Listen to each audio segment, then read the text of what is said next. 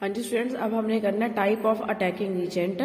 ठीक है, तो जो टाइप ऑफ अटैकिंग एजेंट है इसमें हमने आज करना है इलेक्ट्रोफाइल और न्यूक्लियोफाइल। इलेक्ट्रोफाइल अभी मैंने आपको बताया इलेक्ट्रोफाइल क्या होते हैं, which take away an pair of electron pair, जो इलेक्ट्रॉन के पेयर को क्या करते हैं, टेक करते हैं, या जिनके कह सकते हो जिनके पास इलेक्ट्रॉन की कमी है उनके हम क्या कहते हैं electrophile. These are the positive charge और neutral species which are deficient of electron and they can accept the pair of electron. उनकी टेंडेंसी है ताकि ये इलेक्ट्रॉन के पेयर को क्या करे, एक्सेप्ट करे। इसलिए हम इलेक्ट्रोफाइल को क्या बोलते हैं, इलेक्ट्रॉन लिविंग और इलेक्ट्रॉन स्पीकिंग स्पीशीज भी बोलते हैं। और इसमें मोस्टली क्या होते हैं, हमारे पास पॉजिटिव चार्ज मॉलिक्यूल्स होते हैं। अब जैसे हमारे पास H पॉजिटिव आयन है, हाइड्रोनियम आयन है, क्लोरोनियम आयन है, ब्रोमोनियम आयन है, आइडोनियम आयन है, नाइट्रोसोनियम है, कार्बोकेटायन है, तो ये सारे हमारे पास के इलेक्ट्रोफाइल है, मीन्स इनके पास इलेक्ट्रॉन की कमी है। ठीक है, जो अल्मीनियम और बोरोन है इनके पास वैलेंस शेल में क्या होते हैं, 6 इलेक्ट्रॉन होते हैं। तो जो अगर जैसे क्लोरीन के साथ ऑक्टेट बना रहा है या फ्लोरीन के साथ कंपाउंड बना रहा है तो इनके ऑक्टेट कंप्लीट नहीं होता, इट मीन्स इनके पास इलेक्ट्रॉन की कमी रहती है। ये लुईस एसिड का काम भी करते हैं और इलेक्ट्रोफाइल का काम भी करते हैं। ठीक है, उसी तरह हमारे पास दूसरे जो हमारा अटैकिंग एजेंट है वो के न्यूक्लियोफाइल। न्यूक्लियोफाइल क्या होते हैं, which bring an pair of electron, जो इलेक्ट्रॉन का पेयर को क्या करता है, डोनेट करता है, that is which are nucleus loving. और क्या, तो जिनके पास ज्यादा इलेक्ट्रॉन है और अपने इलेक्ट्रॉन के पेयर को क्या करते हैं, वो शेयर करते हैं या फिर डोनेट करते हैं। तो ऐसे को हम क्या बोलते हैं, लुईस बेस भी बोलते हैं। ठीक है, जैसे हमारे पास H नेगेटिव आयन है, X नेगेटिव आयन है, OH नेगेटिव आयन है, साइनाइड है और कार्बन आयन है, इन सभी के पास देखो नेगेटिव चार्ज है, मीन्स इलेक्ट्रॉन रिच है। यहाँ जैसे हमारे पास अमोनिया, RnH2, R3n, वाटर, हमारे पास अल्कोहल है, थायो है, ईथर है, इन सभी के पास क्या लोन पेयर ऑफ इलेक्ट्रॉन है। तो एक ऐसे मॉलिक्यूल होते हैं जो अपने इलेक्ट्रॉन्स को, जो न्यूक्लियोफाइल है वो अपने इलेक्ट्रॉन किसको देते हैं, इलेक्ट्रोफाइल को, और इनके बीच में क्या बनता है, बॉन्ड बनता है। ठीक है, तो जब भी हम केमिकल रिएक्शंस करेंगे हमारे पास दो तरह के अटैकिंग एजेंट होते हैं main, electrophile and nucleophile. Electrophile जो इलेक्ट्रॉन की कमी है और न्यूक्लियोफाइल जो इनके पास इलेक्ट्रॉन ज्यादा होते हैं। हाँ जी स्टूडेंट्स, आज हमने करना है रेजोनेंस इफेक्ट और मेसोमेरिक इफेक्ट। ठीक है, तो रेजोनेंस में क्या होता है, there are many molecule which whose behaviour can not be explained by an single Lewis structure and their behaviour in 2 or more than 2 structure में बी प्रपोज्ड। मतलब हमारे पास बहुत सारे मॉलिक्यूल है जिनकी प्रॉपर्टीज को हम एक स्ट्रक्चर से एक्सप्लेन नहीं कर सकते, उनकी प्रॉपर्टीज को एक्सप्लेन करने के लिए हमें क्या चाहिए, एक से ज्यादा स्ट्रक्चर चाहिए। तो ऐसे मॉलिक्यूल जो एक से ज्यादा स्ट्रक्चर क्या करते हैं, शो करते हैं। ठीक है, तो वो they undergo the phenomena resonance. ठीक है, तो रेजोनेंस का क्या होता है, फिर molecule can be assigned 2 or more structure none of which is capable of describing the known properties of the compound, then the actual structure is intermediate or resonance hybrid of this structure, this phenomena is called resonance. ठीक है, means जैसे हमारे पास carbon dioxide molecule है, हम carbon dioxide molecule को इस तरह लिखते हैं। ठीक है, तो इस तरह आ गया जो हम एक्चुअली रेजोनेंस, जो ये स्ट्रक्चर है this is the resonance hybrid structure, but actual में हमारे पास जो कार्बन डाइऑक्साइड की स्ट्रक्चर है वो इस तरह होती है।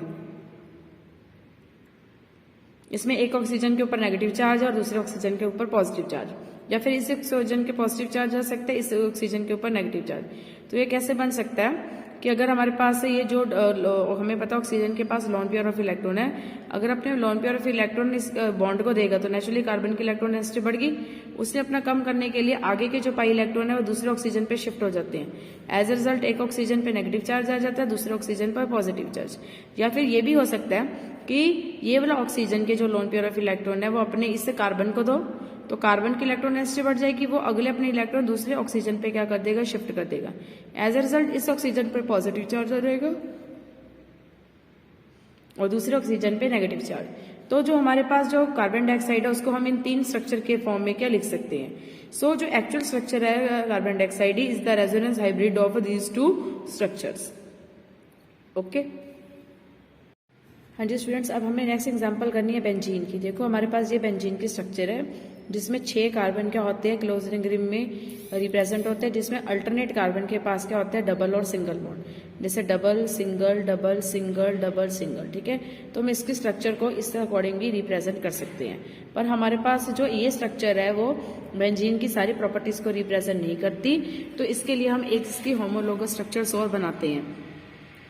ठीक है, जिसमें क्या जो डबल बॉन्ड पहले इस कार्बन के बीच में था, फिर डबल बॉन्ड इस कार्बन के बीच में हो गया। ठीक है, double bond single double single double single. तो ये दोनों जो स्ट्रक्चर है these are the resonating hybrid structures of the benzene. अगर हम दोनों स्ट्रक्चर को ध्यान से देखें तो हम एक्चुअली बेंजीन को हम इस अकॉर्डिंग लिखते हैं। इसका मतलब है कि जो डबल बॉन्ड है वो इन 6 के 6 कार्बन के ऊपर है। ठीक है, तो जो रेजोनेंस का क्या मतलब होता है, जो एक सिंगल स्ट्रक्चर से अगर उसकी प्रॉपर्टीज डिस्क्राइब नहीं होती तो हम उसकी 2 या 3 स्ट्रक्चर्स बनाते हैं, और जो रेजोनेंस हाइब्रिड स्ट्रक्चर होती है वो उसकी सारी प्रॉपर्टीज को क्या करती है एक्सप्लेन करती है। उसी तरह अगर हम कार्बोक्सिलिक एसिड की बनाते हैं, देखो कार्बोक्सिलिक एसिड हमारे पास ये वाला ग्रुप होता है RC डबल बॉन्ड OOH। ठीक है, तो इसमें क्या है कि ऑक्सीजन के पास जो लोन पेयर ऑफ इलेक्ट्रॉन है वो अपने इस बॉन्ड को देता है, कार्बन की इलेक्ट्रोनेसिटी बढ़ जाती है तो कार्बन अपने इलेक्ट्रॉन अगले ऑक्सीजन पे क्या कर देता है शिफ्ट कर देता है। तो यहाँ पे एक ऑक्सीजन के ऊपर नेगेटिव चार्ज आता है, एक ऑक्सीजन के ऊपर पॉजिटिव चार्ज आता है।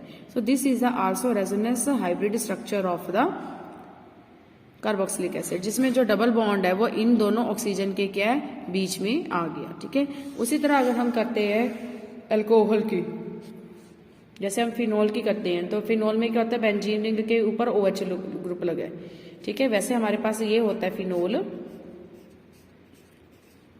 ये फिनोल है हमारे पास। तो इसमें क्या ऑक्सीजन के जो लोन पेयर ऑफ इलेक्ट्रॉन है वो इस कार्बन पे जाते हैं, तो कार्बन की इलेक्ट्रोनेसिटी बढ़ जाती है, वो अपने इलेक्ट्रॉन को अगले कार्बन पे शिफ्ट कर देता है। एज ए रिजल्ट जिस कार्बन के ऊपर नेगेटिव चार्ज आ जाएगा तो अनस्टेबल हो जाएगा, वो अपने इलेक्ट्रॉन को अगले कार्बन पे शिफ्ट कर देता है, वो पाई इलेक्ट्रॉन चौथे कार्बन पे शिफ्ट हो जाती है। फिर चौथे कार्बन की इलेक्ट्रोनेसिटी बढ़ जाती है, वो अपने इलेक्ट्रॉन को इस कार्बन पे शिफ्ट कर देता है, और ये जो पाई इलेक्ट्रॉन है 6th वाले कार्बन पे शिफ्ट हो जाती है। ठीक है, तो इसमें क्या होता है कि ऑक्सीजन के ऊपर भी पार्शियल पॉजिटिव चार्ज आ जाता है, तो ये रिंग दोबारा रिंग को देते हैं और यहाँ से दोबारा OH।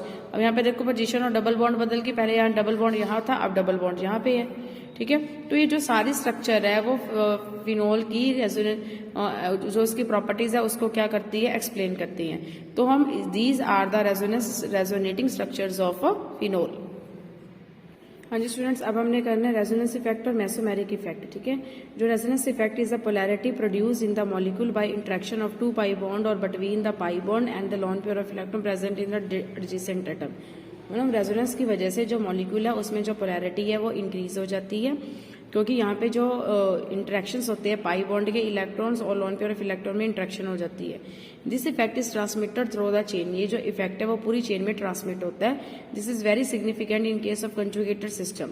और ये जो यहाँ पे कंजुगेट सिस्टम है, यहाँ पे जहाँ पे डबल बॉन्ड और पाई बॉन्ड है वहां पे ये चीज बहुत ज्यादा अफेक्ट करती है। The electrons can from one part of the system to another, जो इलेक्ट्रॉन्स है वो एक सिस्टम के एक पार्ट से दूसरे पार्ट में तक फ्लो करते हैं रेजोनेंस के थ्रू। तो उसको देखते हुए जो रेजोनेंस है हमारे पास 2 तरह की है, positive resonance effect and negative resonance effect. तो पॉजिटिव रेजोनेंस इफेक्ट क्या होता है, if the substituent has a tendency to donate electron to the double bond or conjugate system, the effect is called positive effect or plus R effect. मतलब जो हम जो भी substituent लगा रहे हैं, अगर उसकी टेंडेंसी है कि अपने जो लोन पेयर ऑफ इलेक्ट्रॉन है या फिर लोन पेयर ऑफ इलेक्ट्रॉन है उसको डबल बॉन्ड को डोनेट कर दे या फिर कंजुगेट सिस्टम को क्या कर दे डोनेट कर दे, तो इस तरह के इफेक्ट को हम क्या बोलते हैं प्लस आर इफेक्ट। जैसे हमारे पास OH है, इसमें 2 लोन पेयर ऑफ इलेक्ट्रॉन है, इसके पास भी क्या 2 लोन पेयर ऑफ इलेक्ट्रॉन है, इसके पास भी लोन पेयर ऑफ इलेक्ट्रॉन है, इसके पास भी, इसमें हर के पास क्या लोन पेयर ऑफ इलेक्ट्रॉन है। तो ये अपने लोन पेयर ऑफ इलेक्ट्रॉन क्या करते हैं, या तो ये डबल बॉन्ड को डोनेट कर देते हैं या फिर कंजुगेट सिस्टम को क्या कर देते हैं डोनेट कर देते हैं। तो ये क्या शो करते हैं प्लस आर इफेक्ट। ठीक है, यहाँ पे देखो क्लोरीन के पास लोन पेयर ऑफ इलेक्ट्रॉन है, उसने अपने इस कार्बन पे शिफ्ट कर दिए और ये जिससे कार्बन की इलेक्ट्रोनेसिटी बढ़ जाती है और ये पाई इलेक्ट्रॉन को अगले कार्बन पे शिफ्ट कर देता है। इससे इस कार्बन के ऊपर नेगेटिव चार्ज आ गया और क्लोरीन के ऊपर क्या आ गया पॉजिटिव चार्ज।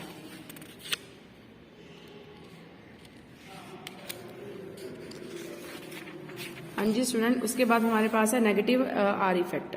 तो इसमें क्या है कि अब बेंजीन रिंग में देखो कैसे, जैसे हमारे पास NH2 ग्रुप लगा है तो अपने रिंग अपने लोन पेयर ऑफ इलेक्ट्रॉन क्या देता है, बेंजीन को देता है, जिससे बेंजीन के ऊपर नेगेटिव चार्ज आता है और नाइट्रोजन के ऊपर पॉजिटिव चार्ज आता है। और यहाँ पे जो इलेक्ट्रॉन्स है वो पूरी रिंग में क्या होते हैं, डिस्ट्रीब्यूट होते हैं। ठीक है, तो यहाँ से उनका जो डबल बॉन्ड करेक्टर है वो चेंज हो जाता है। तो यहाँ से आगे नेगेटिव रेजोनेंस इफेक्ट क्या होता है। हाँ जी स्टूडेंट्स, अब हमने करना है negative resonance effect minus R effect क्या होता है। If the substituent has tendency to withdraw the electron from the double bond or conjugate system, ठीक है, toward itself, it is called negative resonance effect. मतलब अगर एक सब्स्टिट्यूएंट की tendency है ताकि वो डबल बॉन्ड से इलेक्ट्रॉन को खींच सके या कंजुगेटेड सिस्टम से इलेक्ट्रॉन को खींच सके, तो उसको हम वो क्या शो करते हैं, माइनस आर इफेक्ट शो करते हैं। हमारे पास कौन कौन से ग्रुप है, जैसे कार्बोनाइल ग्रुप है, एल्डिहाइड ग्रुप है, साइनाइड है, नाइट्रो ग्रुप है, एस्टर ग्रुप है, ये सारे क्या शो करते हैं, माइनस आर इफेक्ट। जैसे हमारे पास साइनाइड ग्रुप लगा है तो ये जब कंजुगेट सिस्टम है, जो पाई बॉन्ड है उसको अपनी तरफ खींचता है और ये वाले इलेक्ट्रॉन यहाँ पे शिफ्ट हो जाते हैं नाइट्रोजन पे। और दूसरी अगर हमारे पास बेंजीन रिंग के साथ नाइट्रो ग्रुप लगा है तो ये बेंजीन रिंग के जो पाई इलेक्ट्रॉन्स है उसको अपनी तरफ खींचता है। हाँ जी, देखो अगर बेंजीन रिंग के साथ नाइट्रो ग्रुप लगा है तो ये बेंजीन रिंग के जो पाई इलेक्ट्रॉन्स है उनको अपनी तरफ खींचता है और ये जो इलेक्ट्रॉन है वो आगे ऑक्सीजन की तरफ शिफ्ट होता है, इसलिए जो रिंग के ऊपर पॉजिटिव चार्ज आता है और ये इसके पॉजिटिव चार्ज को कंप्लीट करने के लिए ये वाले पाई इलेक्ट्रॉन इस कार्बन पे शिफ्ट होते हैं, तो यहाँ पे पॉजिटिव चार्ज आ जाएगा। इसके पाई इलेक्ट्रॉन को पॉजिटिव चार्ज को खत्म करने के लिए अगले पाई इलेक्ट्रॉन इस पे शिफ्ट होते हैं, यहाँ पे आ जाएगा। तो फिर ये जो रिंग है अपने दोबारा इलेक्ट्रॉन इस ऑक्सीजन नाइट्रोजन को देता है, ये दोबारा आता है। इससे क्या होता है, इसका जो कंजुगेट सिस्टम है जैसे डबल सिंगल डबल, तो यहाँ पे इनकी जो देखो पोजीशन है वो चेंज होगी, यहाँ से चेंज होगी। इससे मतलब जो बाई बॉन्ड है वो क्या होते हैं, डी लोकलाइज होते हैं, पूरी रिंग पे फैलते हैं। तो इस तरह के इफेक्ट को हम क्या बोलते हैं, माइनस आर इफेक्ट। हाँ जी स्टूडेंट्स, अब हमने नेक्स्ट इंटरमीडिएट करना है कार्बेनाइन। तो कार्बेनाइन क्या होता है, it is defined as the species containing a carbon atom carrying the negative charge and possessing 8 electron in the valence shell. मतलब कार्बोनाइन क्या होता है, जिसमें एक ऐसी स्पीशीज जिसमें कार्बन के ऊपर नेगेटिव चार्ज होता है और उसके वैलेंस शेल में 8 इलेक्ट्रॉन होते हैं। ठीक है, और ये कैसे बनता है, बाय हेट्रोलिटिक क्लीवेज से बनता है, जिसमें जो शेयर पेयर ऑफ इलेक्ट्रॉन है वो किसकी तरफ आ जाते हैं, कार्बन की तरफ आ जाते हैं, और जो ग्रुप है वो विदाउट इलेक्ट्रॉन से लेके क्या बाहर निकल जाता है। जैसे हमारे पास यहाँ पे ग्रुप बना है CH3Z, तो ये जो शेयर पेयर ऑफ इलेक्ट्रॉन है वो कार्बन की तरफ आ जाते हैं, कार्बन के ऊपर नेगेटिव चार्ज आ जाता है और जेड बाहर निकल जाता है। जब कार्बन के ऊपर नेगेटिव चार्ज आ जाएगा तो ये क्या बन जाएगा, कार्बेनाइन। तो जैसे हमारे पास एग्जांपल है, अगर हम क्या करते हैं, removal of hydrogen of the methyl part of the acetaldehyde.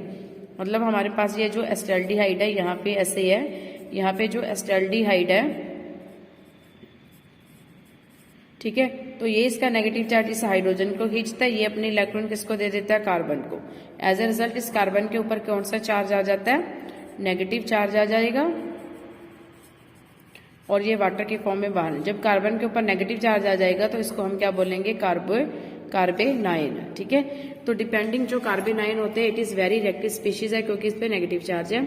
तो डिपेंडिंग अपॉन द किस पे इसके ऊपर कितने लगे हुए हैं, अल्काइल ग्रुप लगे हुए हैं, या कितने number of carbon atom attach है, ये 3 टाइप में क्लासिफाइड है, मिथाइल, प्राइमरी, सेकेंडरी, टर्शरी।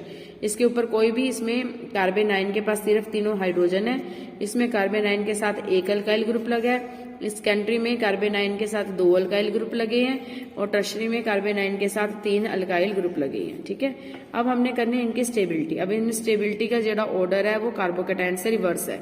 इसमें जो मिथाइल है वो ज्यादा स्टेबल है, प्राइमरी कम है, सेकेंडरी उससे ज्यादा, टर्शरी सबसे ज्यादा कम है। इसको भी हम कैसे एक्सप्लेन करते हैं, on the basis of plus I effect of inductive effect. हमें पता है जितने ज्यादा अल्काइल ग्रुप अगर लगे होंगे, इसके ऊपर तो पहले से नेगेटिव चार्ज है और ये अपना नेगेटिव चार्ज और भी किसको देगा, कार्बन को। एज ए रिजल्ट कार्बन के ऊपर नेगेटिव चार्ज तो पहले ही है, उसे और नेगेटिव चार्ज मिल रहा है, जिससे वो स्टेबल होने की बजाय क्या हो जाएगा, अनस्टेबल।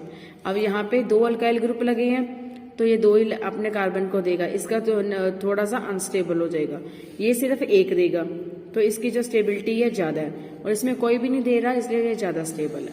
ठीक है, तो alkyl group have the electron density, releasing density and therefore increase the electron density on the negative charge carbon atom, make in unstable। जितने ज्यादा अल्काइल ग्रुप लगे होंगे उतनी ज्यादा इलेक्ट्रॉन डेंसिटी कार्बन पे बढ़ेगी और उतना ज्यादा वो क्या होगा, अनस्टेबल होगा। ठीक है, तो प्राइमरी, सेकेंडरी और टर्शरी में से सबसे ज्यादा अनस्टेबल कौन सा है, टर्शरी, और सबसे ज्यादा स्टेबल कौन सा है, मिथाइल। अगर हम दूसरा ले लेते हैं अलाइल और बेंजाइल कार्बेनाइन ले लेते हैं, तो यह हमारे पास अलाइल कार्बेनाइन है। इसमें अगर कार्बन के ऊपर नेगेटिव चार्ज है तो इसका बॉन्ड यहाँ पे गया, ये इनको यहाँ पे स्टेबल कर, तो ये रेजोनेंस से क्या हो जाते हैं, स्टेबलाइज हो जाते हैं। अगर हमारे पास बेंजीन रिंग के ऊपर कार्बेनाइन लगा है तो ये बेंजीन रिंग को अपने इलेक्ट्रॉन देगा, ये अगले पे शिफ्ट करेगा तो इस पे नेगेटिव चार्ज, इसको शिफ्ट करने के लिए आगे, तो इसमें भी पूरा जो नेगेटिव चार्ज है वो पूरे रिंग में क्या हो जाता है, डीलोकलाइज हो जाता है। तो जो भी इसमें भी ये रेजोनेंस से क्या हो जाता है, स्टेबलाइज हो जाता है। ठीक है, इसलिए जितने ज्यादा फिनाइल ग्रुप लगे होंगे उतना ज्यादा ये क्या होगा, स्टेबल होगा। तो अब जो हमने करना है, जो कार्बेनाइन है उसकी स्ट्रक्चर क्या है। Carbanion, the negative charge carbanion is sp3 hybridized है। sp3 हाइब्रिडाइज होने के कारण इसकी कौन सी स्ट्रक्चर है, टेट्राहेड्रल स्ट्रक्चर है। और ये 4 क्या बनाता है, sp3 हाइब्रिड ऑर्बिटल बनाता है, जिसमें 3 सिग्मा बॉन्ड है। और जो चौथा हाइब्रिड ऑर्बिटल है उसके पास क्या, एक लोन पेयर ऑफ इलेक्ट्रॉन है, क्योंकि हमारे पास कार्बन के ऊपर क्या होता है, नेगेटिव चार्ज होता है। ठीक है, इस तरह हमारे पास अभी हमने कहा था कि जैसे हमने कल किया था कि अगर हमारे पास कोई भी कंपाउंड है उसको हम पहले 2 टाइप की फिशन में डिवाइड करते हैं, होमोलिटिक एंड हेट्रोलिटिक। होमोलिटिक में क्या होता है कि दोनों हमारे पास फ्री रेडिकल बनते हैं। हेट्रोलिटिक में हमारे पास क्या है, कार्बोकेटायन और कार्बेनाइन बनते हैं। जो कार्बोकेटायन होते हैं वो हमारे sp2 हाइब्रिडाइज होता है, और जो कार्बोकेटायन है वो भी sp2 हाइब्रिडाइज्ड है, और जो कार्बेनाइन है वो क्या, sp3 हाइब्रिडाइज्ड है। ओके।